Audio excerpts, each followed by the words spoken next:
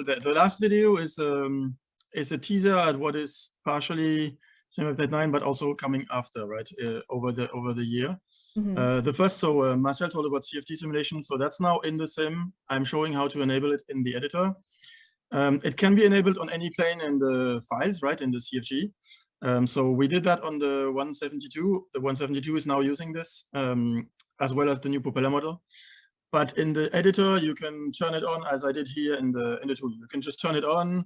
You can visualize. You can choose the different visualization modes on any plane that's out there. Your plane, our planes, third-party planes. In plane makers can, or anyone can just open the dev mode and just turn this on. If you like it, if it works, then you can add it to the CFG files of your plane and enable it by default. But this can be tested on any aircraft. I would say this is more like sort of a beta, right? You can already test it on all the aircraft out there, but we enable it on one because we only enable it once we have been able to fully test the aircraft with it, to make sure it really works on everywhere. You also see there's a ton of information in there based on the CFD.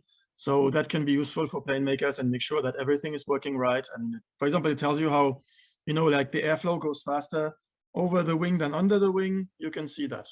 Or the impact on temperature, right? And this is the kind of data that is going to allow us to get better condensation effects and stuff like that in the future.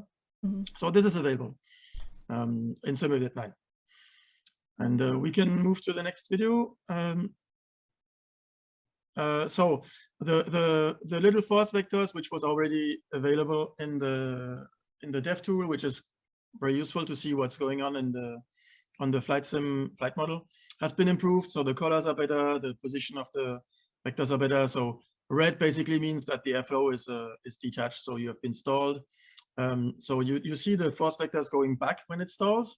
This can be entirely tweaked in the flight model, right?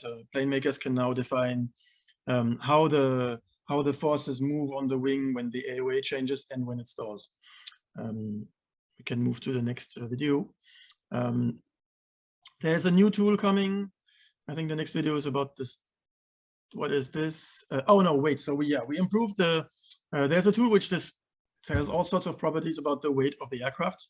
For example, you can see how the pressure center, lift center, where basically the flight model aerodynamic forces are applied. So this has been cleaned up and made better so that it's easier to understand.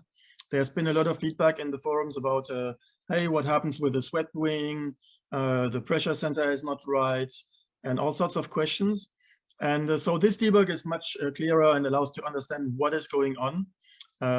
And below that, we also improved the moment of inertia. So that's something which makes the planes feel more heavy or lighter or be more stable or more twitchy or whatever in the air. So the debug here has been improved and makes it easier for plane makers to check if the plane's data is correct. So that's been a overhaul of this debug window, which was there already, but it's been improved. We can move to the next one. This is a new debug, which is here to improve stall. So we used that to improve the stall of the 172 when we moved it to the CFD. It really allows to, so when you see on the vectors, when the plane stalls, sometimes one wing stalls, sometimes the other wing stalls, sometimes everything stalls or in the middle. And this here is really the lift polar curve of the aircraft. But you can see the green is the whole aircraft and blue is not very visible. Blue is the middle and orange and yellow is the sides, left side and right side. And you can see when I pull the ailerons, you can see the lift polar moving left and right.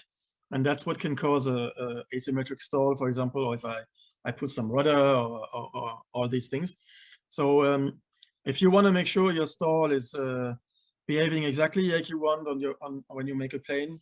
So for example, usually stalls are different if you're full power, if you have flaps or not, if you're climbing, if you're depending on the speed, if you are flying in a curve. The stall is different in all these situations, and this debug really helps you understanding why and how the stall is happening, and to change it and make sure it's working correctly. So that's a new tool here in the plane making tools. on the next video. So this is a new effect which has been moved over and which is available in Simulate 9. We enabled it on the Cessna 172, and it's been added for the helicopters. So on helicopters, the rotors do what is called flapping, and flapping is really the blade which stores aerodynamic energy, and it's sort of a spring force, and then it goes into the whole airframe. So the force vector system, which has been there before, if you enable this soft body simulation, you will see 2 vectors instead of 1. The first one, which is the red one, is the air pushing on the surface, but then the surface is going to slightly bend, twist. It's going to store energy. And the green one is the energy, the force that is applied from the surface onto the aircraft, right? It's sort of propagating. And so if you enable this, you have 2. So we enabled this on the 172. So the 172 in the core simulation is now soft body. It's a little bit squishy, like in a real aircraft. So it's very little on this. The plane is very small, so it's maybe, I don't know, half an inch or something. It's not going to have big wind flex or anything. But it has an impact, right? You can see the 2 vectors are not exactly the same. There's a small delay, and this creates a little bit of lag in the inputs, a little bit less twitchiness on the plane.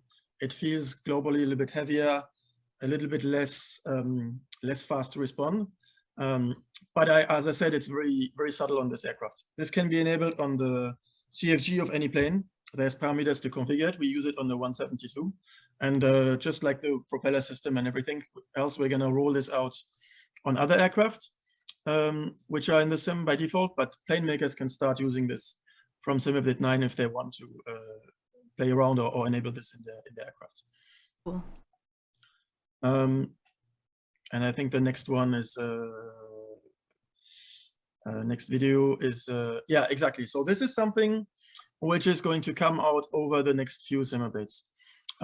So we have had a lot of feedback on turbulence, wind, updraft, downdraft, clouds.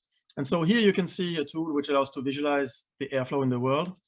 And you can see that basically on the sea, there is no updraft. It's in the afternoon, the air is hot, the land is hot, forest is cold. So you can see where the air goes up, where it goes down. And this is simulated all around the aircraft. And it creates the turbulences, it creates the bumps.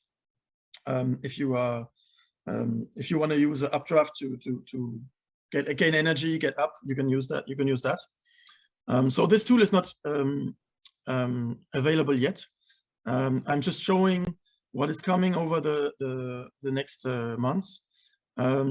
However, the effects, updraft, downdraft, these are the ones which are currently in the sim, right? That's it's just the tool allows us to visualize, and we're going to bring this here tool, which is going to be more, I would say, user-friendly. So just like, I don't know, like the ribbons which allow you to have a trajectory landing or whatever, the circuit around the airfield. There's going to be an option to enable the visualization of air in the world, and we'll be able to, so you can see the bumps, you can see the draft or the wind or whatever. It's also nice because people can report, I don't know, I was in the real world, there was a lot of hot air and in the sim it didn't work, and live weather, so maybe it can be useful for bug reporting too. So this is what we're working on currently. And also something nice, you can maybe see it on the debug here. We're going to run a CFD over this, so which is going to improve basically the way the whole simulation behaves. And so, for example, small fields are not going to generate updrafts, larger fields, yes, and it's going to create more turbulence behind mountains and all these things. So that's a teaser what's coming.